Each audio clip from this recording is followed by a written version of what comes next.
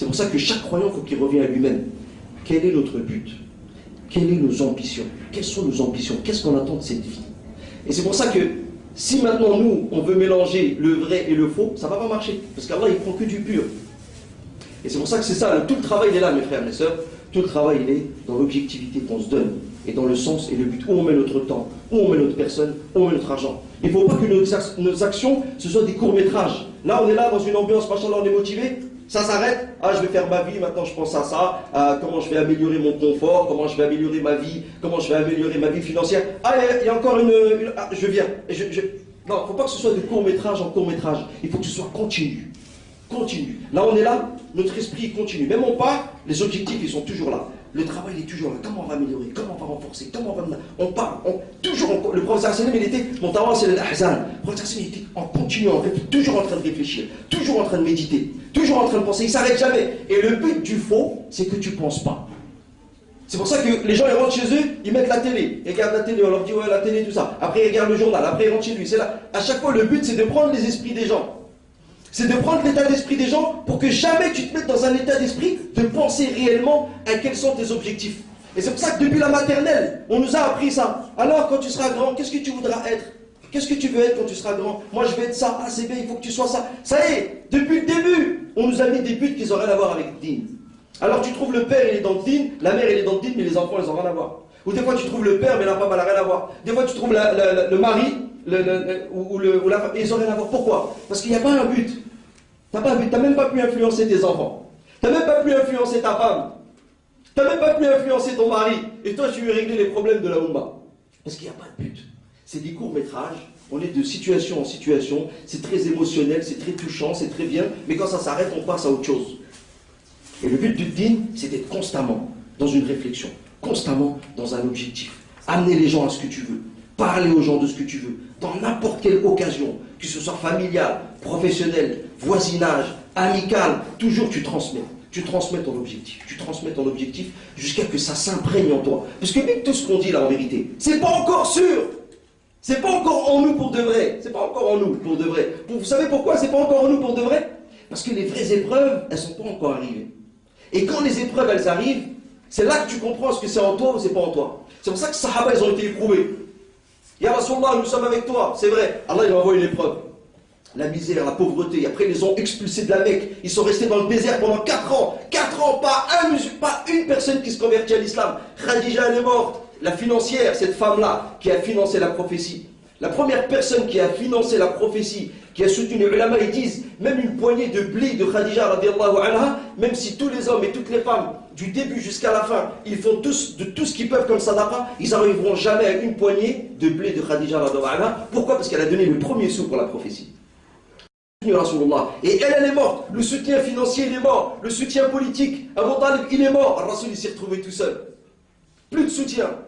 Est-ce que vous allez résister ou pas? Est-ce que vous allez tenir? Est-ce que c'est pour de vrai? Ou est-ce que c'est juste émotionnel ou fraternel? Et après, ils sont partis à la Mecque, ils sont revenus. Et après, Allah Azza wa Jalla, il leur demande de faire l'hégire à Médine. Tu laisses tout. Par exemple, là, tu es là, tu laisses ta maison, ta voiture, tes biens. Tout de suite, tu t'en vas à Marseille, tu laisses tout ici. Allah les a encore éprouvés. Est-ce qu'on va voir que c'est encore pour de vrai ou c'est juste des paroles? Alors, ils ont tout laissé. Ils sont partis à Médine, sans rien. Rien du tout. Alors c'est comme ça, mes frères, mes sœurs. Nous, aujourd'hui, on a des pensées. On veut des buts. Mais il faut que ce soit pour de vrai. Et si c'est pour de vrai, on va le voir. On va le voir dans notre vie. On va le voir dans nos actions. On va le voir dans le changement qu'il va y avoir autour de nous. Et Allah, Azza wa Jal, c'est très simple. Une fois que Allah, il voit que nous, on se conforme à ce que lui, il veut, et que nos paroles, elles sont en coordination avec nos pensées, bon, ça c'est pas... Et bien Allah, Azza wa Jal, il commence à ouvrir les portes. Et il commence à faciliter. Il facilite. Mais il faut juste que nous on fasse des petits pas, qu'on œuvre un petit peu, qu'on soit sincère, et Allah Azza wa Jal, il va nous faciliter. Inch'Allah, mes frères, mes sœurs, excusez-moi après j'ai je hausse le ton. Qu'Allah il accepte, Inch'Allah, et qu'Allah il fasse que notre communauté, c'est-à-dire elle se soude, et on devienne de plus en plus forts les uns les autres, parce que nous-mêmes, on ne pourra rien faire. Regardez le prophète sallam. Pendant 13 ans, il était à la Mecque. 13 ans à la Mecque. Combien de personnes ils se sont convertis? Combien? 30 personnes. Entre 32 et 33 personnes, et ils sont partis. Mais quand les partisans de Médine, ils l'ont soutenu, quelques années après, ça y est, ils étaient plus de 10 000, Et après, l'islam s'est étendu dans le monde. C'est-à-dire que nous, en vérité, tout seul, on est faible. On a besoin des autres. Et pour pouvoir faire en sorte que les autres viennent, il ne faut jamais parler des défauts. On ne parle pas des défauts. On parle que du bien et de ce qu'il faut. Du bien, de ce qu'il faut, de notre but, et on ne se concentre que sur la solution. En se concentrant sur la solution, on devient fort. On devient fort parce qu'on devient objectif. Et il n'y a personne qui est contre nous. On se concentre sur la solution, on avance. Nous, on peut le faire, on a des solutions, et on avance avec ça. Et on ne parle pas des défauts, on ne parle pas des maladies de la communauté, des faiblesses, parce que ça, c'est une chose qui est là, que tout le monde voit. Que je le dise ou que je ne le dise pas, de toute façon, c'est constaté par tout le monde le voit. Mais moi, je suis d'une autre école, je suis de l'école de la solution. C'est pour ça que le prophète sallallahu alayhi wa sallam, les Sahaba, ils ont commencé à avoir des accrochages avec Quraysh. Qu'est-ce qu'il a descendu, Allah? Pour couper court à ça. Qul ya ayyuhal kafirun. لا أعبد ما تعبدون ولا أنتم عابدون ما أعبد ولا أنا عابد ما عبدتم ولا أنتم لكم دينكم. Allah qui est lui, celui qui a descendu son din, il dit lakum dinukum waliya din. Pour couper court et pour que les sahaba et le rasoul, ils se concentrent que dans la solution. Plus tu te concentres dans ton but et dans ta solution, plus tu vas arriver. Et plus tu regardes ce qu'ils font, comment ils ont fait, ça c'est bien, tu nous le dis, on le dit, mais tout le monde sait ça. Le but c'est d'arriver, c'est la solution, c'est ça qui nous intéresse. Et c'est là que les gens ils vont nous suivre. Et c'est là que les gens ils vont écouter un nouveau discours. Ils vont dire, ah, c'est pas comme les autres. Et ils parlent de solutions. Ils sont objectifs.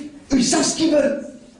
Et c'est là que les gens ils s'approchent de toi. Le Rasoul, jamais il a critiqué Quraysh. Où il est arrivé devant leur statue, il a dit, regardez ces statues. Vous les faites et après vous les... Jamais. Jamais. Le prophète il avait son but.